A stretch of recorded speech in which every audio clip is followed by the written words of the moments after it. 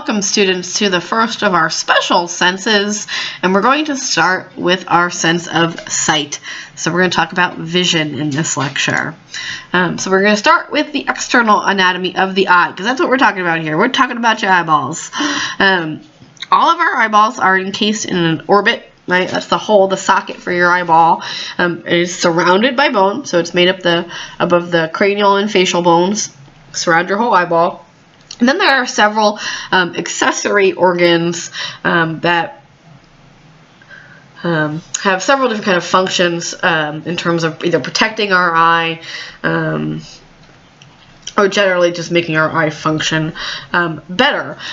So if we look at the eyebrows and the eyelids, right, they help close over our eyes and protect our eyes. Even actually, our eyebrows help protect our eyebrows from sunlight. You wouldn't think so, right? The little little eyelashes aren't really that long, but they do help protect our eyes. We also have the conjunctiva, which are these kind of lubricating structures that keep our eyes nice and moist. And then we have the lacrimal apparatus, kind of encased in our lacrimal bones, which is responsible for producing all of our tears. The eyeball itself is moved by 6 different muscles. They are called the extrinsic eye muscles.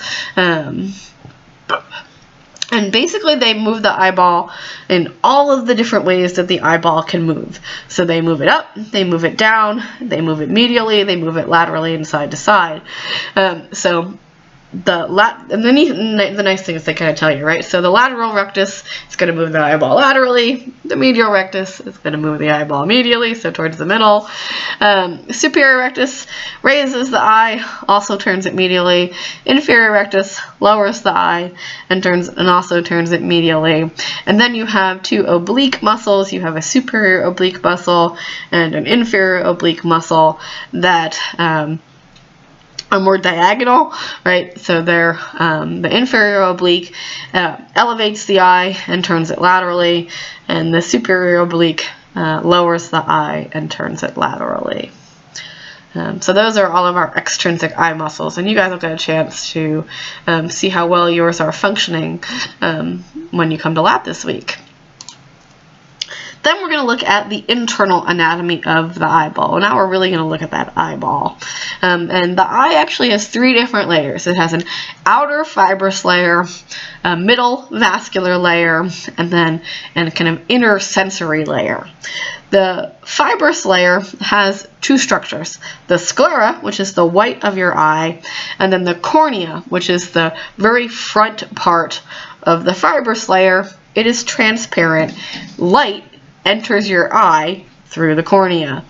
The middle vascular layer consists of the choroid, which is this very, very kind of blood-rich, really good blood supply, dark, really pigmented, which helps absorb light, prevents it from scattering, makes it easier for your eyes to focus. Part of the choroid is the ciliary body, which is this kind of round muscle that controls the shape of your lens and also helps secrete the aqueous humor. And then the iris, the colored portion of your eye, is then kind of bisected by the pupil, which is then the opening. So light has to pass through the cornea and then also through the pupil as well. Then the innermost layer of the eyeball is then the sensory layer, which consists of a pigmented layer, which again does some light absorption and prevents light from scattering. And the really important part of your eye, the retina, which is where our phototransduction takes place, where we turn light waves into neural signals for our brain to interpret. We also have a lens, right? We have lenses in our eyes. We have camera type lens eyes. The shape of our lens is actually a biconvex disc. So it's convex both anteriorly and posteriorly. The job of the lens is to focus light onto our retina so that phototransduction can take place. And it also separates the eye into an anterior and posterior segment. Because our lens, our biconvex discs, our retina sees images that are inverted. They're upside down and they're reversed right to left. And that has to do with the shape of the lens.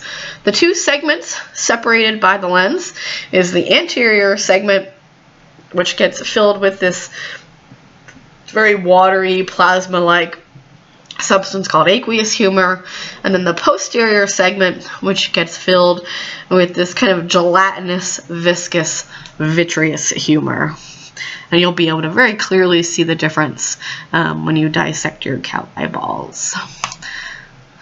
So if we look at the eye, you can see here is the fibrous layer. So the sclera, the white, and then the cornea is transparent. You can see here's the lens separating the anterior segment and the posterior segment. The anterior segment gets filled with aqueous humor. Posterior segment gets filled with vitreous humor. Underneath the fibrous layer is then the choroid and the vascular layer. And then finally the retina at the back end of the eyeball. So light has to come in through the cornea, through the anterior segment, pass through the pupil, pass through the lens, which then will focus it onto the retina. You can see this is the optic nerve back here, where your eyeball will then connect to your brain. You can see part of the ciliary body to change the shape of the lens, which helps the lens focus.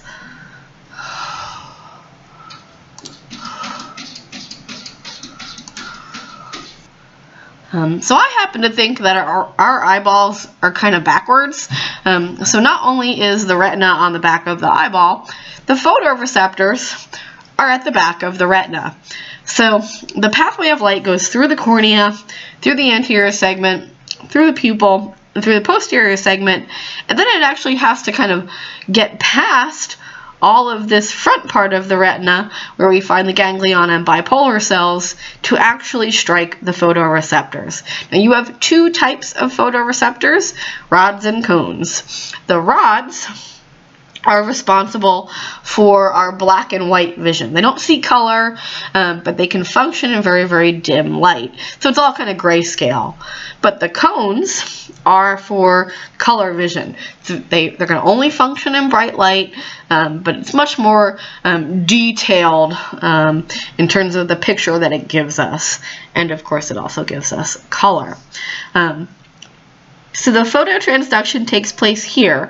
That's what starts the kind of neural signals, and those signals then pass from the photoreceptors into the bipolar cells, into the ganglion cells, which then kind of all merge, all of the axons of those ganglion cells merge into the optic nerve, which then takes us to the brain. Now, because of the presence of the optic nerve, there is a portion on the back of the eyeball, there is a portion of the retina that lacks photoreceptors. It's called the optic disc. That is our blind spot because we don't have any photoreceptors there because the optic nerve is coming into the eye. Now, where we have our best vision, that we're talking, 1080p high def vision, is in an area called the fovea centralis, and it's just slightly up here-ish, so just slightly above the optic disc.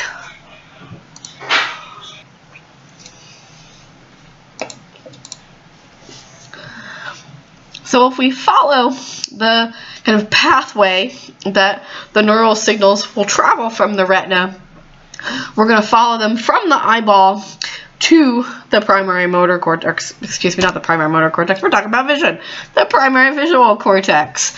But before we kind of follow the pathway, I want to talk about kind of peripheral vision versus kind of middle of the road, right in front of you vision. Because it's a little counterintuitive, because the lateral part of your eyeball is what actually sees the kind of center right in front of you vision, whereas the medial part of your eyeball is what actually looks at more of your peripheral vision. And I think that's a little counterintuitive to some people, because you'd think like it'd be like the lateral part that would do the peripheral vision because it's more lateral, but it's not. But again, I told you that our eye is totally backwards, or at least I think our eye is a little backwards. So from the retina, we're going to go through the optic nerve to that chiasm, that crossover, and then beyond the crossover, it's called the optic tract as opposed to the optic nerve. The optic tract is then going to take that visual information to the thalamus, and then from the thalamus we're going to go through what we call the optic radiation to the primary visual cortex. Now at the chiasm, it is the axons from the medial eyeball only that cross over. So it's the peripheral vision that crosses over. So for instance, if you were to damage your optic chiasm, you would lose your peripheral vision, but your kind of middle vision would be okay, because that comes from the lateral eyeballs and that doesn't cross over. So the right side of your brain gets your peripheral vision from the left visual field, but the middle of the road vision from the right eyeball. And so it's a little kind of counterintuitive. So the axons for the peripheral vision from the middle eyeball, they cross over, but the axons for the kind of central vision don't cross over on those kind of lateral axons. In terms of what your eyeball sees versus what your brain actually sees, this is more what your retina would kind of see. It's not as clear. Again, the image is flipped and inverted, and then it's really the visual cortex that kind of fills in all that detail and flips it right side up so that it's kind of the appropriate orientation. Another thing that we're going to discuss is how your eyeball changes shape in terms of focusing, right? The job of the lens is to focus light onto the retina.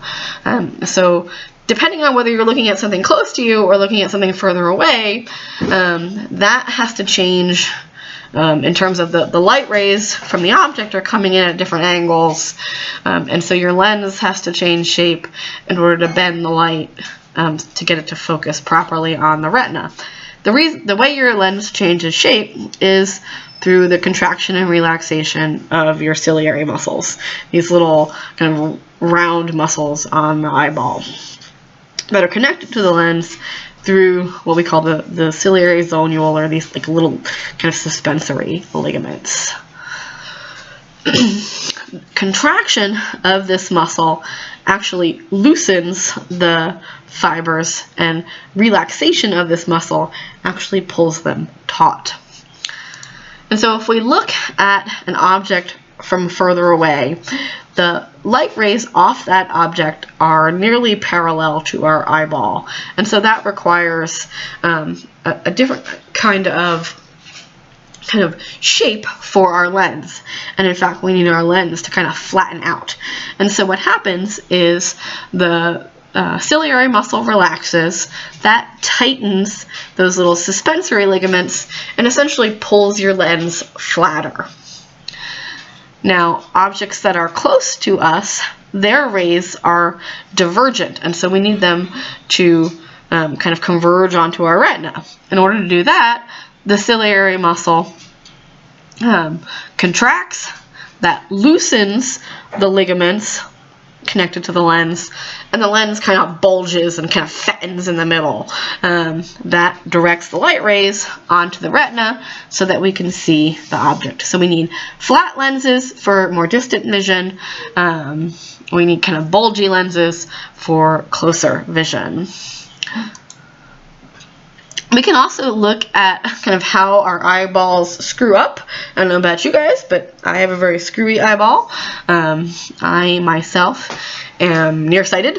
I have to wear glasses when I drive, and I also have an astigmatism. It's great. I have really good vision and, well, okay, I have okay vision in one eye and really, really terrible vision in the eye that I have an astigmatism in. So I have myopia, I have nearsightedness. Essentially what happens in nearsightedness is my eyeballs are too long, and so the focal point where the lenses kind of converge ends up in front of the retina, and so it's not actually on the retina, and since it needs to be on the retina, I have to change the shape of my lens a little bit. So I have to wear concave lenses in order to make sure that eyeball can focus those light rays right onto the retina. Now hyperopia, farsightedness, they have the exact opposite problem. Their eyeballs are too short, and so the kind of focal plane, the focal point is behind the retina, and so they need convex lenses to fix that, to make sure that the focal point is on the retina. And an astigmatism usually occurs because sometimes your lens has a kind of a weird curvature, and sometimes it's your cornea that has kind of an unequal curvature. And if you have an astigmatism, what they will do to your lenses is they kind of grind them in a kind of round cylindrical fashion, almost like a corkscrewy fashion, to get them to kind of account for the wonky curvature in your cornea. So I have both myopia and an astigmatism.